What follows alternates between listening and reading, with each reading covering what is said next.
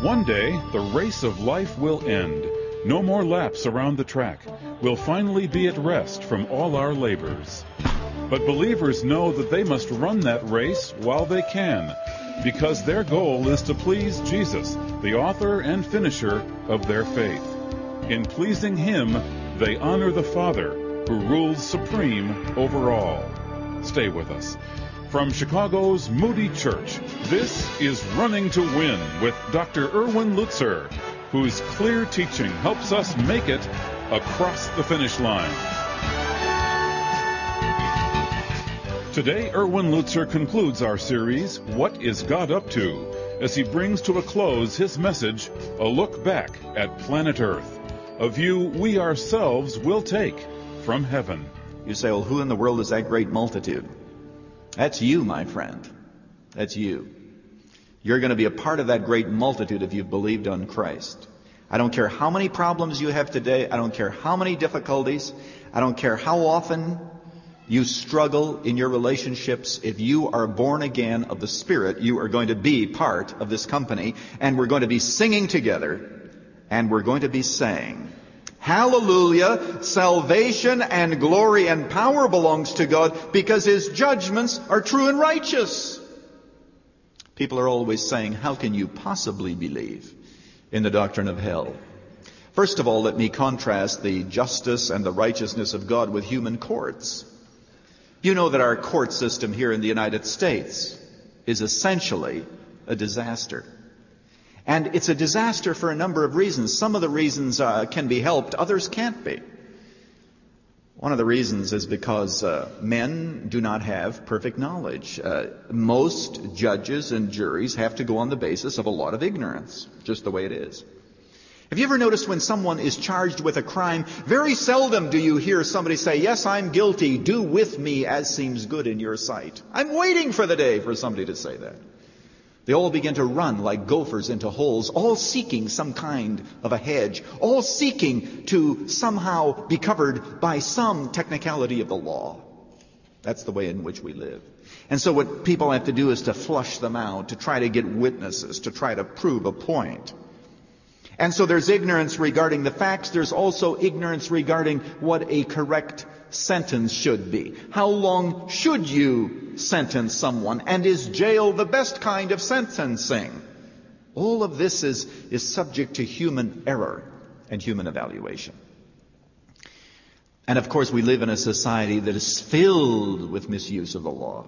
I heard about a cartoon recently where a couple had just eaten dinner with some of their friends, and this other couple was walking out the door, and the man turns to his wife and says, you know those Hegstroms, they are such nice people. They are so relaxed. They are so calm. They're so joyful. Let's sue them. Well, that's the way it is in today's world. Now, with God, it's going to be totally different. It says in the Psalms that someday when people stand before God, they'll say, how does God know? How come He had such detailed knowledge? So God is going to be able to say to this person, yes, you are accountable X%, but your parents are also going to be held accountable because they mistreated you, and that will be factored in. And then they mistreated you because their parents mistreated them. And God, who has accurate knowledge, is going to take all of those things into account when He judges people. And throughout all of eternity, we're going to be able to sing with enthusiasm and conviction, oh Lord, your judgments are true and righteous. You didn't overlook anything. I can't tell you why there are going to be so many people in hell. I don't know why it is that there are so many populations of the world that do not know the truth. And then there are millions of people who know the truth and say no to it. All that I know is that throughout all of eternity, when we see the big picture, we will agree with God that He is perfectly just, and that what happened in the universe throughout all of eternity, all the cases that have been closed on earth are going to be retried. Justice is going to be distributed, because right here in the text it goes on to say, for He has judged the great harlot who was corrupting the earth with her immorality, and He has avenged the blood of His bondservants on her. You know, sometimes people say, well, I can't believe in God because there's so much injustice. My dear friend, don't tell me that, please. What a foolish thing to say. Think that through. Have breakfast before you say that. Then you'll think differently. Do you realize that if there is no God, then all the injustices that have ever taken place on planet Earth will never, ever, ever, ever be addressed? And the whole universe throughout all of eternity will be nothing but a collection of injustice that will be perpetuated because all those who sinned will have gotten by and there will never recompense and justice be made. Only if you believe in God is there any hope at all that some of the wrongs in the world are going to be made right.